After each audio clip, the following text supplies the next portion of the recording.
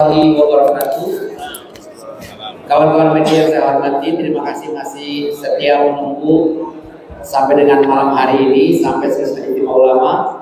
Mohon maaf kalau ada keterlambatan, seyogianya kita jam 17.30 menyelesaikan dan kita jumpa pers karena banyak materi yang dibahas sehingga harus sampai jam 20.49. Baik kawan-kawan sekalian, alhamdulillah Istimewa Ulama tadi sudah ditutup dan menghasilkan beberapa poin. Oleh karenanya akan disampaikan secara resmi dari kepanitiaan tentang hasil dari Istimewa Ulama dan Tokoh Nasional tahun 2023 atau 1445 Hijriah ini. Terlebih dahulu saya perkenalkan yang akan membacakan hasil Istimewa Ulama secara garis besar poin-poin hasil Istimewa Ulama adalah Bapak Aziz Yanuar SH MH selaku anggota steering komite di Istimewa Ulama dan Tokoh Nasional tahun 2023 ini, didampingi oleh Ketua Steering Komite Habib Muhammad bin Husain Al-Atas dan didampingi pula oleh penanggung jawab Istimewa Ulama Dr. Haji Muhyiddin Junaidi LC.MA. Oleh karenanya, mari sama-sama kita simak hasil-hasil Istimewa Ulama secara garis besar. Kepada Akhina Aziz Yanuar, kami persilakan. Baik, terima kasih. Bismillahirrahmanirrahim. Assalamualaikum warahmatullahi wabarakatuh. Asyhadu alla ilaha illallah wa asyhadu anna Muhammadan abduhu wa rasuluh. Baik, hari ini alhamdulillah telah dilaksanakan dengan baik, dengan sukses, dengan hikmat Ijtima Ulama dan Tokoh Nasional 2023 bertepatan dengan 1445 Hijriah yang hasilnya kurang lebih antara lain adalah yang pertama menyepakati agenda-agenda keumatan yang memang menjadi kepedulian bersama untuk kemudian dijadikan kesepakatan untuk adanya rumusan-rumusan sehingga diselesaikan di ranah ulama dan juga tokoh-tokoh, kemudian disampaikan kepada pihak-pihak yang memang nanti direkomendasikan oleh Ijtima ini. Yang antara lain adalah permasalahan penjajahan Zionis Israel kepada rakyat Palestina dan pembunuhan-pembunuhan biadab yang dilakukan oleh penjajah tersebut kepada saudara-saudara kita di Gaza, di Palestina dan di tepi barat. Kemudian concern kita juga mengenai LGBTQ yang memang propagandanya luar biasa, masif, dan kita harus bendung dan harus tentang serta lawan hal tersebut. Kemudian yang selanjutnya adalah mengenai kriteria pemimpin dan calon pemimpin yang menuju konstelasi politik di 2024 ini. Itu dibahas tadi mengenai syarat-syaratnya, kemudian bagaimana prosedur-prosedurnya tadi sudah dibahas, menghasilkan fakta integritas, di mana fakta integritas ini secara politik sudah disusun tadi oleh ulama dan tokoh-tokoh dengan masyarakat tadi luar biasa. Disepakati fakta-fakta integritas ada sekitar 13 yang kemudian nanti akan dibawa fakta integritas tersebut oleh utusan kemudian akan disampaikan kepada capres dan cawapres yang memang direkomendasikan oleh acara Ijtima Ulama ini. Singkatnya seperti itu. Kemudian jika nanti memang disetujui, ditandatangani dan disepakati oleh capres dan cawapres tersebut, maka dengan bulat acara Ijtima Ulama ini mendukung penuh calon capres dan cawapres yang memang direkomendasikan tadi. Kurang lebih seperti itu intinya dari acara tadi yang sudah kita laksanakan, yang alhamdulillah berlangsung dengan baik. Mungkin itu yang bisa saya sampaikan secara singkat. Adapun lebih kurangnya dari media, jika ada pertanyaan dipersilakan, nanti akan dijawab oleh yang memang dapat menjawab hal tersebut. Terima kasih. Silakan. Cukup kalau tidak ada pertanyaan. Dari mana? Nantinya akan diberi fakta integritas dan merekomendasikan Istimewa Ulama pada malam hari ini. Ya, capres dan cawapres yang direkomendasikan adalah yang tadi pagi datang ke acara ini, yaitu Pak Anies Baswedan dan Pak Muhaimin Iskandar yang direkomendasikan ya, seperti itu. Nanti akan ada pertemuan dengan mereka terkait membahas materi komunikasi tersebut. Betul. Jadi fakta tadi sudah disusun dengan baik, disepakati oleh peserta tadi, dan kemudian nanti akan dibawa ke tim kecil yang merupakan utusan dari kita. Kemudian akan dibawa kepada capres dan cawapres tersebut. Kemudian disepakati, jika memang disetujui dan ditandatangani, maka Ijtima tentu saja mendukung penuh capres dan cawapres tersebut. Kalau ini misalnya tidak ada fakta integritas yang mungkin tidak disetujui oleh kita, mungkin akan ada rapat pleno itu teknis artinya gini, ketika nanti ada beberapa poin-poin yang memang bukan krusial ya, itu bisa dimusyawarahkan. Mungkin ada yang kurang atau ditambah. Kalau pertanyaan tadi mengenai detail-detail ya. Tapi kalau secara menyeluruh tidak disetujui, maka kita lihat nanti seperti itu. Karena tadi kita hanya mendukung yang memang mau tanda tangan partai integritas. Siap.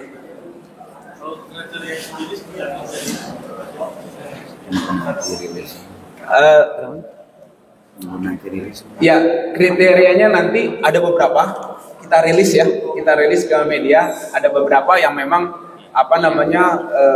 banyak kriteria. Jadi kalau kita sebut sini selesai nanti waktunya. Agak banyak tadi kriteria-kriterianya dari umum dan khusus tadi. Nanti kita akan sampaikan di rilis resmi kita.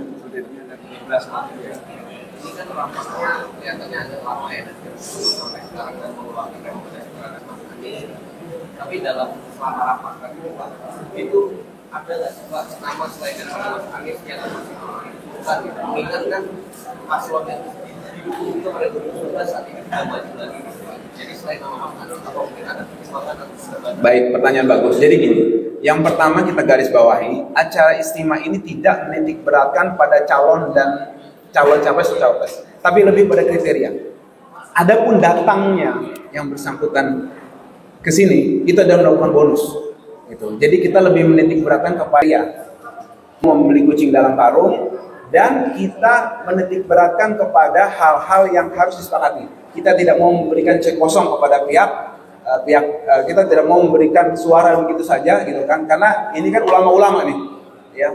Tadi dihadiri oleh ulama-ulama, gitu kan? Di mana disepakati hal-hal tadi. Nah itu marwahnya harus dijaga. Jadi kita lebih ke kriteria, kita belajar dari pengalaman yang terdahulu. Kalau kita membabi buta atau bulat-bulat menunjukkan kepada satu calon, itu lebih berat pertanggungjawabannya. Seperti itu. Jadi lebih ke kriteria. Jadi yang lama tadi memang kita kriteria.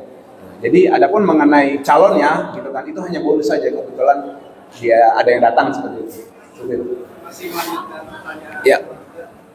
Mungkin ada alasan spesifik nggak sih Pak kenapa tidak mengundang dua capres dan cawapres lainnya untuk menerima tantangan ini? Apakah memang hanya mengundang pasangan saja, atau sebenarnya tiga-tiganya diundang tapi bisa datang cuma pasangan yang tadi kami ingat? Baik, saya serahkan ke Habib Muhammad untuk diskusi.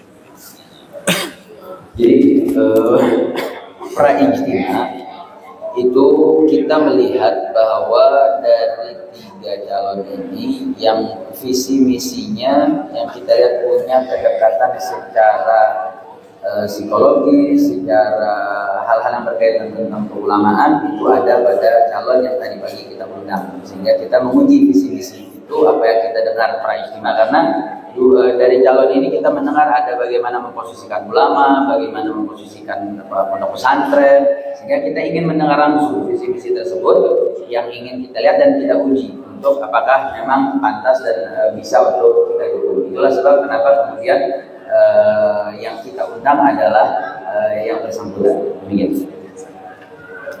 Siap. Soal teknologi tadi kan itu sebagai kecil. Nah, pada waktu itu seberapa optimisnya bahwa capres yang akan ditentukan itu akan disetujui? Kalau optimis itu alasannya apa? Baik, dalam perjuangan itu sekali layar terkembang maka pantang untuk suruh berkembang. Seperti itu. Jadi ketika kita sudah menentukan satu pilihan, insya Allah doa dan dukungan ulama akan terus dijalankan. dan tidak ada yang namanya kekalahan dalam perjuangan, karena yang ada tadi menurut Kiai kemenangan yang tertunda, kemudian kemenangan itu adalah ketika kita tetap dalam kebenaran. Jadi optimismenya seperti itu. Siap. Terus terang saja ya, politik itu kan penuh dengan siasat.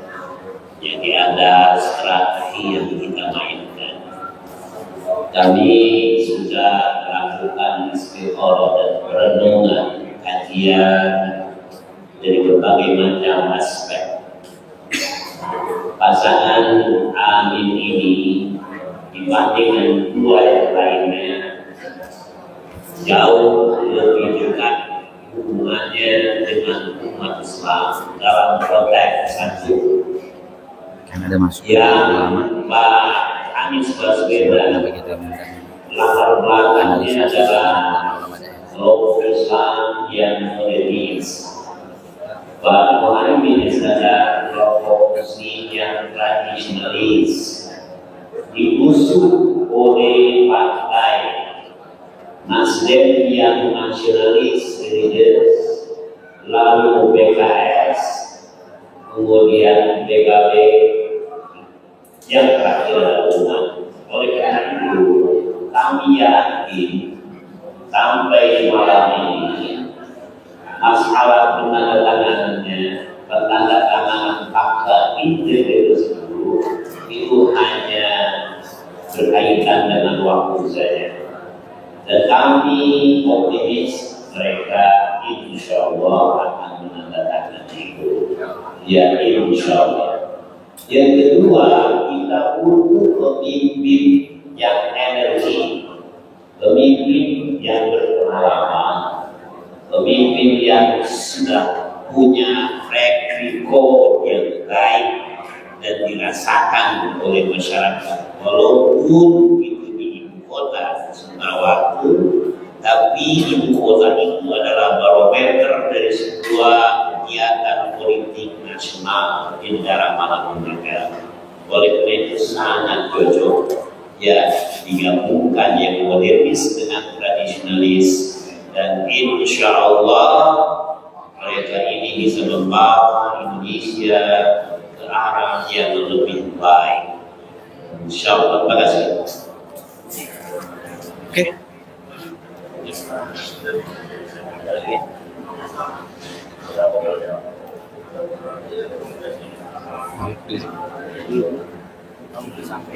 Iya, nanti kita akan sampaikan kepada beliau itu yang utama. Kemudian nanti kita tunggu feedback dari beliau seperti apa. Jadi kita baru mau akan, ini kan baru selesai. Ya, udah gitu ya. Udah gitu teman. Baik, saya serahkan ke Ustaz. Baik, terima kasih kepada kawan-kawan atas kesabarannya yang nanti akan semua menjadi istimewa rekomendasikan Anies dan Bapak sebagai Capres 2024 dan akan diberikan setelah partai kita dilanjutkan. Kemudian akan untuk diberikan juga kepada ulama, maka tanggal 2 Desember 2012 kita akan mengadakan istighosah atau manajemen kubro yang melibatkan ulama, umat dan rakyat Indonesia. Moga-moga mudah-mudahan 2012 dengan manajemen kubronya bertahan untuk Indonesia untuk negeri yang kita cintai. Terima kasih. Sampai ketemu. Assalamualaikum warahmatullahi wabarakatuh.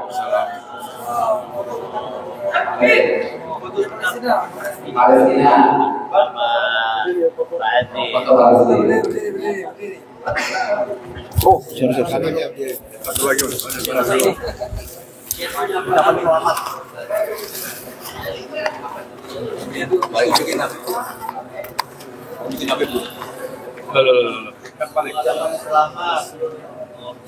Oh.